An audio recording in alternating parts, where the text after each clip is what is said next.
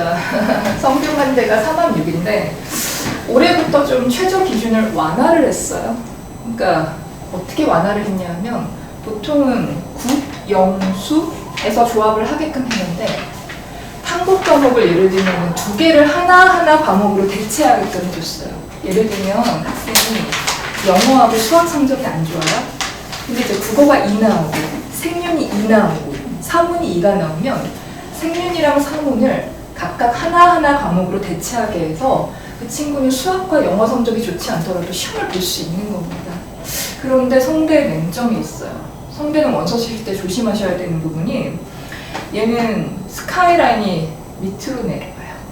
그러니까 연대나 고대 쓰는 아이들이 죄송하지만 그 아이들 입장에서는 성대가 가장 하향 지원이기 때문에 혹시 몰라서 성대를 씁니다. 그리고 중경외시 아이들한테는 여기가 굉장히 메리트가 있어요. 그래서 상향 지원으로 몰립니다. 교집합이 생겨요. 그래서 얘는 실질 경쟁률과 원서 접수율 사이의 갭이 별로 많지가 않아요. 보통 한 70대, 80대를 됩니다. 이 대학교가. 예. 그리고 유형이 어느 정도 고정화되어 있기 때문에 해마다 세부 조건이 변화하긴 하지만 고정화되어 있기 때문에 그 패턴으로 안 되면 암기하면 돼요. 쓰는 패턴을.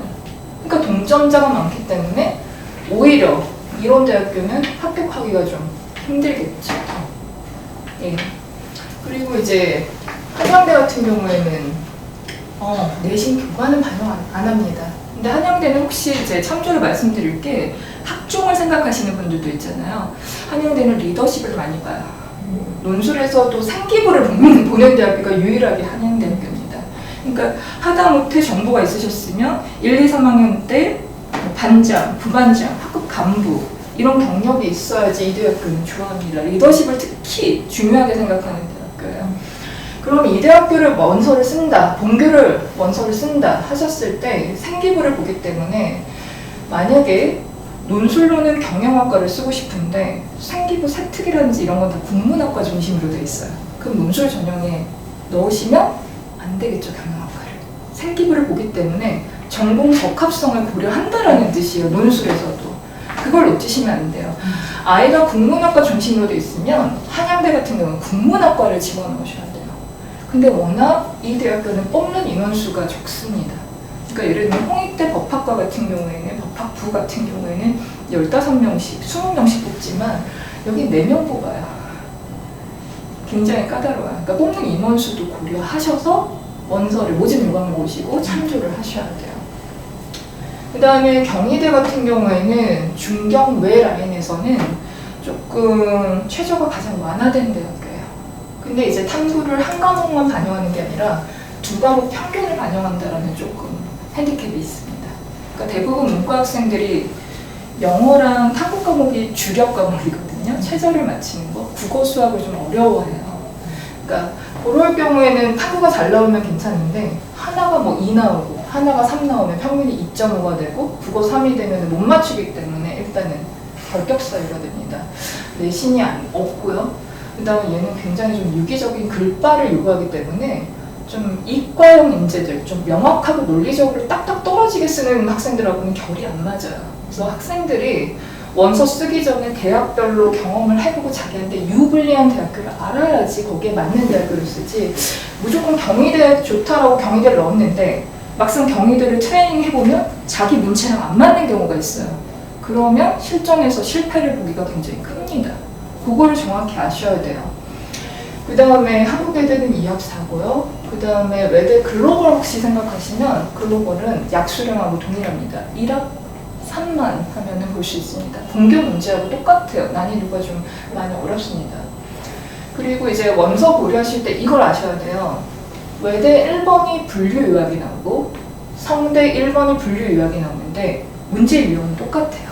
그럼 똑같이 써야 될 것 같죠? 절대 아닙니다. 왜냐하면 대학별로 추구하는 지향하는 인재상이 달라요. 그러면 채점 기준 또한 다르다는 뜻이에요. 같은 문제 유형인데 똑같이 써야 될 것 같지만 성균관대 쓰는 스타일과 외대 쓰는 스타일이 달라야 돼요. 그럼 학생들 입장에서는 저는 선생님 외대가 맞고 성대는 안 맞아요. 저는 둘 다 맞는다는 경우는 많지 않았던 것 같아요. 저는 성대가 맞는데 외대가 안 맞습니다. 이게 나와요. 근데 이거를 급하게 오는 친구들은 이거를 체감할 수 있는 시간이 상대적으로 겨울방학 때 왔던 친구들보다는 부족합니다. 그러니까 그거를 알고 원서를 쓰셔야지 무조건 가고 싶다 이렇게 하면 논술은 어쨌든 쓰는 걸로 평가받는 거기 때문에 이 대학별 채점 기준을 정확하게 인지를 하지 못하면 이거는 힘들어집니다. 예, 그거를 고려하셔야 돼요. 그 다음에 여학생들. 이대가 작년까지는 산업 6위였거든요. 셌습니다. 그러니까 이대 경쟁률이 막 어떤 경우에는 어떤 과는 정말 운이 좋아가지고 막 9대1 막 이랬어요. 못 맞추는 거예요, 그거를. 그러면은 논술만 제대로 오래 공부한 친구들은 이대 논술이 좀 상당히 어렵습니다. 그러면 오히려 학종보다 메리트가 있는 경우도 꽤 많았거든요. 근데 올해는 2합 5로 바뀌었는데 교수님들이, 그러니까 스크랜트 자율전공학부는 2합 4예요. 그거 빼놓고서 2합 5로 바뀌었는데 국어를 필수 포함을 해야 됩니다, 최저에서. 그러면 여기 교수님들은 수능 최저에서 동점이 나왔을 때 국어 성적을 많이 눈여겨본다는 뜻이겠죠. 그러니까 국어 성적이 예를 들어서 국어가 4고 5를 맞출 수 있는데 영어가 1이 나와서 그 2합 5를 맞췄는데 국어 2, 영어 3 학생보다는 불리하겠죠. 국어를 많이 본다는 의지입니다. 그래서 이대가 2합 5고 내신이 아예 안 들어가기 때문에 이 학생들은 이화들을 적극적으로 고려하셔야 되는데 이 이대가요 조금 다릅니다. 결이 달라요. 인문하고 어문하고 이쪽은 제시문에 영어 제시문이 포함돼서 나와요. 영어가 조금 어렵습니다. 연대만큼 어렵진 않은데 외대보다는 좀 쉽게 나와요. 한국외대 같은 경우에도 사회계열 말고 인문 어문 계열의 영어 제시문이 조금 나오는데요. 얘는 외대지만 영어 제시문이 어렵지가 않습니다. 그러니까 영어에서 변별력이 안 생겨요. 이 친구는 영어가 수능 정도 하면은 될 정도인데 조금 길이가 길어서 가독성이 조금 떨어지는 겁니다. 그리고 경영이 수리 논술은 안 나와요. 근데 경제 베이스가 있어야만 풀 수 있기 때문에 그거는 이제 나중에 수능 끝나고서 좀 단기적으로라도 따로 트레이닝을 하셔야 돼요. 건대도 이렇게 되고 동대도 기왕이면 여기 가서 뭐 전과를 하시던지 합격률을 높이려면 고려를 하셔야 되고요. 홍대도 이런 식으로 다 다릅니다, 전략이. 여대 같은 경우 이런데 특히 이제 요즘은 제가 학생들한테 좀 조심스럽게 얘기하는 게 동덕여대랑 지금 학종 쓸 때 명지대는 지금 조심스럽지만 재단이 굉장히 불안정한 상태입니다. 그래도 어떡해요. 합격해야 되기 때문에 일단 가고 가야 되는데 일단 조심은 해야 된다라고 얘기를 하고 동덕여대도 지금 뉴스 보시면 알겠지만 분란이 많아서 좀 불안하고요. 세종대도 좀 재단이 조금 불안한 상태입니다. 그런 것까지 좀 고려하셔서 좋은 학교들이긴 하지만 해야 되고 성신여대 같은 경우에는 그래도 최저가 많이 완화가 됐죠. 2합 7이기 때문에 그러니까 학종하고 대비했을 때 무게중심을 내신 고려해서 지원을 하셔야 됩니다. 그러면 지금 자제분이 그 학종 점수가 평균 3점대가 나오면 내신 반영 안 하는 대학교보다는 불리할 게 없으니까 논술에서 내신 반영률이 높은 대학교를 쓰는 게 상대적으로 유리한 거죠. 예, 그러니까 자제분들 상황을 보시고 이거를 좀 고려를 하셔야 됩니다. 최저 없는 대학교의 가장 최고봉이 연세대입니다. 연세대는 거의 뭐 120대 1, 뭐 심하면은 150대 1까지도 가고요. 얘네는 영어 제시문이 기본적으로 길게 나오고요. 그리고 학교 레벨이 있기 때문에 원서에서 발췌를 합니다. 굉장히 어려워요, 영어가. 근데 영어 자체가 문제가 아니라 일단 한국어로 돼 있음에도 불구하고 한국어 독해부터 어렵습니다. 그러니까 독해 능력이 일단은 무조건 좋아야 돼요. 그리고 인문, 사회, 경영 할 거 없이 수학 문제가 마지막에 꼭 나옵니다.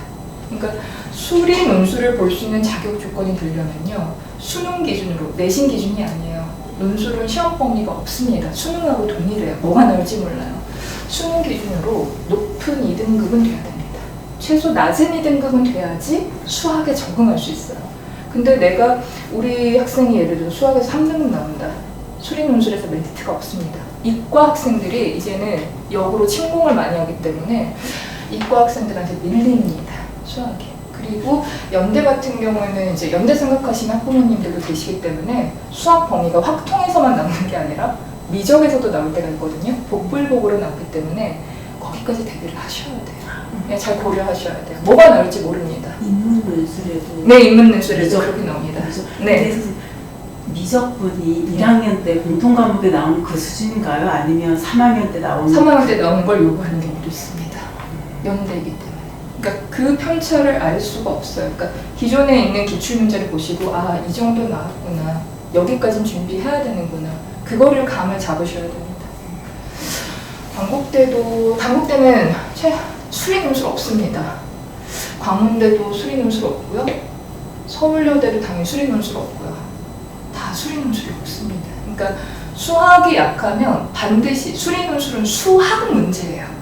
수학 문제예요. 그러니까 단순히 산수 사칙 연산 계산하는 게 아니라 수학적으로 논리적으로 증명하는 과정이 필요하기 때문에 수학을 못하면 수리 논술 있는 대학교는 볼 수가 없습니다. 예를 들면 경희대 인문, 어문, 예체능계 같은 경우에는 수리 논술이 안 나와요.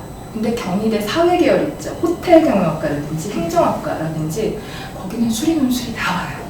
그러니까 같은 대학임에도 불구하고 계열별로 요구하는 게 다르기 때문에 원서 쓰실 때 정확하게 확인하고 쓰셔야 돼요. 그 다음에 이제 경희대 같은 경우에는 분교가 있잖아요. 국제학부가 있거든요. 똑같이 봅니다. 똑같은 난이도를 봐요. 그래서 일단은 네임밸류가 중요해서 경희대 이제 국제학부를 쓴다. 경희대 분교는 너무 이제 경쟁률이 세거든요. 보통 80대, 90대를 돼요. 근데 경희대 국제학부로 내려가면 경쟁률이 10대로 떨어져요. 일단 합격을 목적으로 둔다면 그쪽으로 무게중심 두시면서 뭔가 모색을 해보시는 것도 나쁘진 않은 것 같아요. 왜냐면 특목고 학생들도 국제학부에 많이 가거든요. 예. 외대가 그런 성격을 또 많이 가지고 있습니다. 수능 연계율이 굉장히 큽니다. 제가 지금 전교반에서 학생들한테 강조하는 것도 이제 기말이 끝났기 때문에 수능과 논술에 올인하라. 수능 특강 중요합니다. 수능 특강이 이제 수능 연계율이 50%이고 올해 수능 완성도 공부하셔야 돼요. 거기서도 출제가 됩니다. 그리고 수능 특강은 3개년이 연계도가 있기 때문에 일단 올해 게 가장 중요하고 작년, 재작년 있는 특히 문학작품들은 똑같이 나오잖아요. 지문이. 그건 빠짐없이 보셔야 돼요. 그래서 논술에서도 비문학이 기본이에요. 독해 기본, 문학. 중앙대 같은 경우는 대신 시험을 보시려면 문학을 잘 하셔야 돼요. 제시문이 가나, 다라, 복수지심이 다 문학으로 나옵니다. 시, 소설, 희곡, 수필 이런 것들이 나오기 때문에 문학은 조금 추론하기가 되게 자의적이거든요. 그러니까 문학적인 트레이닝을 해서 그걸 극복해내야 돼요. 그러니까 약수령 논술 비슷하게 나온다고 보시면 돼요. 1번 같은 경우가. 중앙대 같은 경우에는요. 그러니까 윤사, 생윤, 사문, 경제, 한진이 조금 비중이 적은 것 같습니다. 그리고 시사까지 나옵니다. 시사까지 아셔야 돼요. 이게 융합적으로 출제되기 때문에 논술을 대부분의 학원 가면 자습식으로 쓰는 게 중요해서 많이 시키거든요. 그게 아니고 철저하게 강독식으로 독해를 하면 당연히 수능 국어 성적이 오를 수밖에 없습니다. 그러니까 서로 연동되는 거예요. 이게 분리되어 있는 게 아니라. 그래서 논술을 공부를 하면 수능에 도움이 안 되지 않을까? 시간이 뺏기지 않을까? 그건 잘못된 정보예요. 얘를 제대로 하면은 여기 제시문이 다 논술에 나오는데 수능 제시문이 나오는데 당연히 수능에 상승 효과가 있죠. 제대로 안 해서 그런 겁니다. 그리고 예를 들면 제가 이제 외대를 가지고 왔는데 90분 안에 아이들이 이거를 3개를 해야 돼요. 그러면 이제 예를 들어 볼게요. 그럼 이제 1번을 제시문 가나다라만 5개를 두 유형으로 분류하고 요약을 해야 되거든요. 그럼 5개니까 분류하려면 경우의 수가 1대4 아니면 2대3이 나오잖아요. 근데 학교 답안은 1대4인데 학생의 독해를 잘못해서 2대3으로 하면 오답 나는 거예요. 예쁘게 써도 소용이 없어요. 그리고 이 대학교 같은 경우에는 특징이 어떠냐면 1번, 2번, 3번이 같은 주제로 연결이 돼 있어요. 그러니까 1번을 해야만 2번, 3번이 가능한 구조거든요. 그러면은 교수님 입장에서는 얘가 1번의 분류부터 틀렸어요. 그럼 2번 채점 안 하십니다. 의미가 없어요. 안 합니다. 그래서 독해가 그렇게 중요하다는 거예요. 이거 하면은 당연히 비문학 성적이 올라갈 수밖에 없겠죠. 그래서 지금 일단은 학종에서 어느 정도 하실 건지, 그 다음에 논술을 어느 정도 분산하실 건지, 그 다음에 정말 강조드립니다. 최저 없는 것보다는 최저를 맞출 수만 있으면 논술에서는 최저 있는 데가 오히려 학종보다 합격률이 높아질 수가 있어요. 해마다 그걸 늘 체감합니다. 제대로 트레이닝 했을 때 최저 있는 데를 쓰셔야 돼요. 기왕이면은 학종 쓰시면서 최저 맞춰야 돼요. 학종도 합격하다면 보장이 없잖아요. 정시로 가야 될 수도 있는데 정시 공부하면서 당연히 공부 열심히 해야 되기 때문에 최저 있는 데를 하셔야 됩니다. 그러니까 학생별로 이런 전략일지 아니면 4학종 인원수일지 아니면 6논술러인지 그거는 개별적인 상황이 다르기 때문에 이제 이따가 끝나고 혹시 궁금하신 부분, 그러니까 자제분의 상황이 지금 이런데 어떻게 하는 게 좋을까 그때 따로 말씀을 주시면 제가 최선을 다해서 좀 서포트를 드릴 수 있도록 할게요. 그리고 예를 들면 이렇게 하셔야 돼요. 지금 이제 구모가 올해 같은 경우에는 기본이 이제 6모하고 9모거든요. 수능 최저 기준이. 6모는 전통적으로 조금 난이도가 어렵게 나와요. 9모는 6모보다는 조금 쉽게 나옵니다. 그럼 그의 수능은 6모하고 9모의 그 평균을 합산해서 그 수능의 난이도를 조절하게 돼요. 솔직히 말하면 7모도 중요하고 10월 합평도 중요한데 거기는 주로 N수생들이 빠지는 경우의 수가 많습니다. 전국구는 6모, 9모이기 때문에 기준은 6모, 9모로 잡으셔야 돼요. 그러면 이제 9모가 올해 같은 경우는 9월 초에 보더라고요. 그러면은 6모하고 지금까지 학평 모의고사 본 거하고 얘의 평균적인 편차가 있잖아요. 낙폭이 있잖아요. 그걸 보고 최저의 평균을 가늠하셔야 되고 논술에서는 원서 접수하기 전까지 대부분은 9월 한 8일부터 9월 13일까지 원서를 한 일주일 동안 그 진학사에 제출을 하게 돼 있습니다. 그럼 그 전까지 논술에서는 뭘 하셔야 되냐면 대학별로 총망라해서 채점 기준 고려해가지고 다 한 번씩 경험해보면서 얘가 생각하는 바운더리 내에서 학교별로 자기한테 맞는 대학교를 빨리 초이스를 해야 돼요. 그걸 골라내야 됩니다. 그걸 그냥 막연하게 생각해서 여기가 맞을 것이다. 맞추려고 안 되면 맞춰야 되겠지만 맞추기가 생각보다 쉽지가 않습니다. 더구나 늦게 하는 학생일수록. 그거를 빨리 아니면 집에서 이제 입학처 사이트에 들어가서 문제라도 보시면서 아이들이 할만한지 안 하는지 빨리 체킹을 하셔야 돼요. 근데 자기가 잘할 수 있는 대학교를 논술에서는 선택하셔야 돼요. 최저 있는 선 내에서. 그래가지고 채점 기준 정확하게 파악해야 되는데 이거는 학생이 혼자 파악하기가 어렵습니다. 이게 숨어있는 출제자의 의도가 있기 때문에 강사가 입체적으로 정확하게 좋은 정보를 짚어주지 않으면 학생들을 놓치기 굉장히 쉬워요. 벌써 이렇게 채점 기준표가 이만한데 읽으면 무슨 말인지 모릅니다. 그거를 가독성이 떨어지고 해서 이건 강사의 영역입니다.